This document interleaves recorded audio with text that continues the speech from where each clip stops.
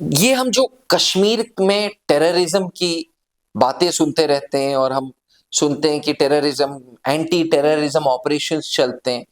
ये जम्मू कश्मीर में जो एंटी टेररिज्म ऑपरेशंस चलते हैं वो सिर्फ आर्मी नहीं चलाता।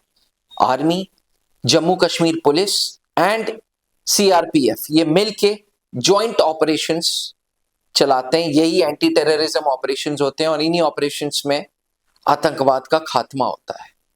नो ट्रू डाउट्स, आर्मी का सबसे बड़ा योगदान है आतंकवाद के खात्मा में, बट इसमें भी कोई दो राय नहीं कि Jammu Kashmir police one of the finest police forces पूरे भारत में है।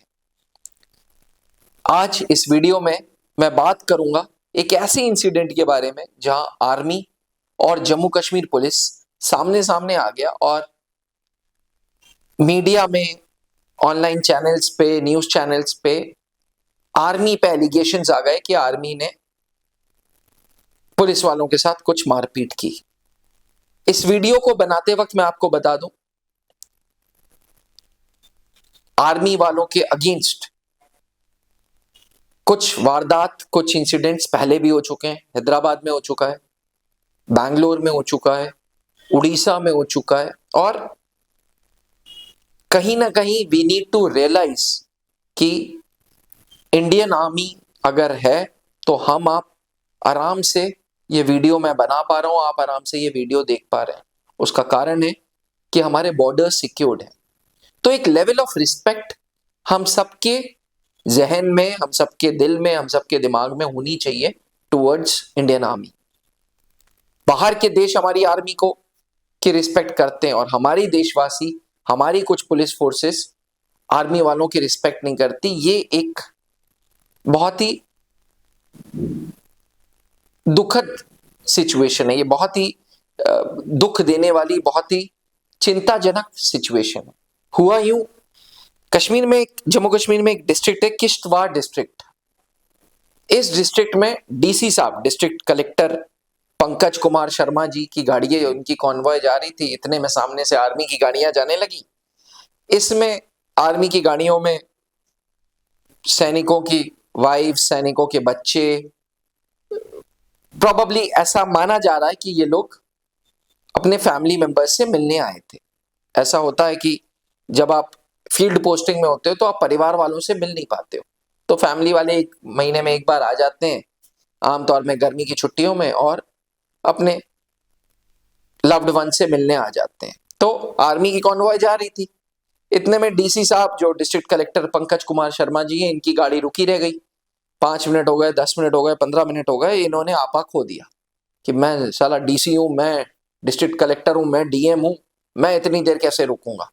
तो डीसी साहब ने तुरंत अपने पुलिस वालों को आदेश दिए कि जितनी भी प्राइवेट व्हीकल्स है ना, इन सबको जो है तुम थाने में बंद कर लो।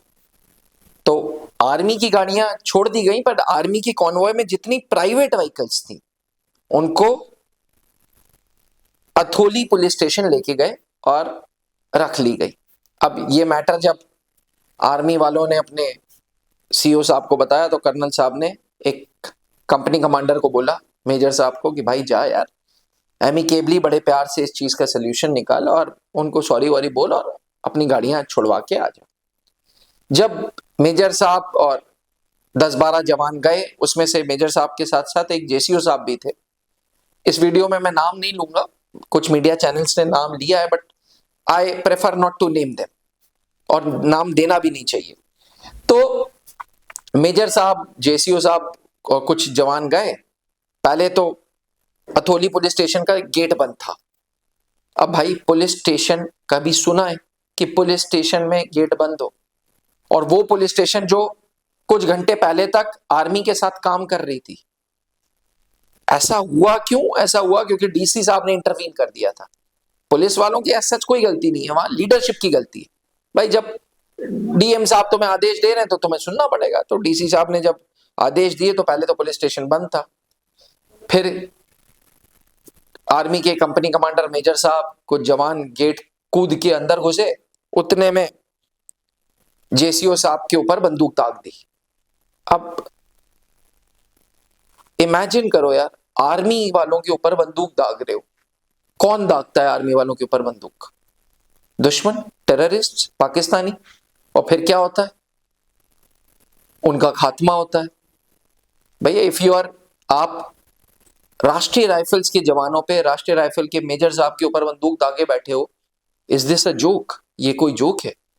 और स्पेशली जब आप उनके साथ काम करते हो, जब आपके उनके साथ एंटी टेररिस्ट ऑपरेशंस में सारी जो जो जो मकान खाली कराना, एरिया खाली कराने का काम है, वो जम्मू कश्मीर पुलिस का है। मैं फिर से एक बार चीज बोल रहा हूं कि Jammu Kashmir police is one of the finest police forces. मैं खुद गया हुआ हूं कश्मीर, और एक बार नहीं 3 बार गया हूं। One of the finest police forces Jammu Kashmir police force है। बस ये जो डीसी साहब है, उन लीडरशिप की गलत डिसीजंस की वजह से देखो कितनी नॉर्मल सी चीज कितनी बढ़ती चली गई। क्योंकि अगले बंदे की ईगो हर्ट हुई तो उन्होंने आर्मी की गाड़ियां जब्त कर ली। आर्मी की गाड़ियां जब्त कर ली, मेजर साहब आ रहे हैं तो दरवाजे नहीं खोल रहे हो, दरवाजे कूद रहे हैं, दरवाजा कूद के आए तो उनके ऊपर बंदूक दाग दी। अब भाई जब इतना मूवमेंट ऑफ हीट हो गया तो मेजर साहब और जवान वो कहां से कम है भाई? उन लोगों ने भी, they have every right to take actions, उन्होंने भी एक्शंस लिए, उन्होंने भी लाठीचार्ज की। लाठीचार्ज करने के बाद इमेजिन करो क्या हुआ। लाठीचार्ज करने के बाद पूरी मीडिया में यह खबर आ गई कि आर्मी वालों ने पुलिस वालों को मारा। कुछ था नहीं ऐसा। पुलिस वालों ने कुछ जगह पे सीसीटीवी कैमरास किसी न्यूज चैनल पे रिलीज कर दिए, कहीं कुछ हो गया, कहीं कुछ हो गया, कहीं कुछ हो गया। अल्टीमेटली प्रॉब्लम क्या थी? अल्टीमेटली एक ईगो वॉर थी। भाई तुम 10 मिनट अपनी गाड़ी का इंतजार नहीं कर सकते, आर्मी का कॉन्वॉय जा रहा है।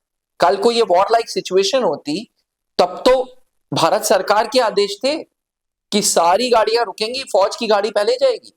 आप मिनिस्टर हो, आप गवर्नर हो, आप कोई हो, देश पहले है ना यार। IAS officers, IFS officers, IPS officers, ये लोग भी तो देश को पहले मानते हैं। इनकी ट्रेनिंग में भी तो देश पहले है। तो फिर अगर आर्मी की कॉन्वॉय जा रही थी तो कैसी ऐसी ईगो कैसे हर्ट हो गई यार? गलत लीडरशिप की वजह से आज पूरे भारत में फेक न्यूज फैल रही है कि भाई आर्मी वालों ने पुलिस वालों को मारा, आर्मी वालों ने पुलिस वालों को मारा। उल्टा इंसिडेंट कुछ और हुआ है। उल्टा पुलिस ने टॉर्चर करने की कोशिश की आर्मी को। ये उड़ीसा में हुआ है, ये हैदराबाद में हुआ है, बैंगलोर में हुआ है, अब कश्मीर में हो रहा है। वहां जहां आप लोग साथ काम करते हो, एंड प्लीज अंडरस्टैंड, आर्मी की ट्रेनिंग पुलिस की ट्रेनिंग से जमीन आसमान का अंतर है। वो भी आरआर की ट्रेनिंग, राष्ट्रीय राइफल्स की ट्रेनिंग, जिसका मोटो है आतंकवाद का खात्मा। ऐसी लेवल की ट्रेनिंग किए हुए जवानों के ऊपर अगर आप बंदूक दागोगे तो दे have every right for self defence, क्योंकि उनकी ट्रेनिंग में उनको यही सिखाया गया है। डिफेंस एस्पिरेंट्स, मेरी इस वीडियोस के द्वारा आप सबसे गुजारिश है कि आर्मी वालों की इमेज खराब नहीं होनी चाहिए। आर्मी वालों की ये जो जो जो जो वीडियो सर्कुलेट हो रही है कि आर्मी के साथ ये हुआ, आर्मी वालों ने लाठीचार्ज की, आयरन के वो सरिये से मारा पुलिस वालों को, ऐसा कुछ भी नहीं है। पूरा इंसिडेंस सिर्फ एक फॉल्स ईगो को संतुष्ट करने में लगा हुआ है। वो कर्मचारी, पुलिस कर्मचारी जिनको बेचारों को डीसी साहब को रिपोर्ट करना है, वो उनके डीसी साहब के आदेश पे आर्मी की गाड़ियों को जब्त की, गलत किया। डीसी साहब के आदेश पे पुलिस के गेट्स बंद किए, गलत किया। डीसी साहब के आदेश पे बंदूक दागी आर्मी वालों पे, गलत किया। और डीसी साहब के आदेश पे एफआईआर कर दी। अल्टीमेटली कुछ नहीं होगा, अल्टीमेटली गवर्नमेंट डीसी साहब की ट्रांसफर कर देगा और फेक न्यूज आर्मी वालों पे आ जाएगी। देखो, हमारे देशवासियों को, हमको, तुमको आर्मी की रिस्पेक्ट करनी आनी चाहिए। मैं ये नहीं कहता कि पुलिस की डिसरिस्पेक्ट करो, बट कुछ चीजों में कॉम्प्रोमाइज मत करो। और कुछ चीजों में कॉम्प्रोमाइज ना करने का मतलब है आर्मी वालों के अगेंस्ट नहीं सुनो। प्लीज गुजारिश है आप सबसे कि इस वीडियो को ज्यादा से ज्यादा लोगों तक पहुंचाओ और आर्मी के ऊपर कोई गलत इमेज मत आने दो। थैंक यू, जय हिंद। आपने क्लास 10th के बोर्ड एग्जामिनेशंस दे दिए हैं और आप सेना में अफसर बनना चाहते हैं तो क्लास 11 से ही जुड़े त्रिशूल डिफेंस एकेडमी के एनडीए फाउंडेशन बैच से। जहां आपको यूपीएससी क्वालिफाइड एजुकेटर्स मिलेंगे, एक्स आर्मी वेटरन्स मिलेंगे, जो आपका सपना नेशनल डिफेंस एकेडमी का पूरा करेंगे। आज ही संपर्क करें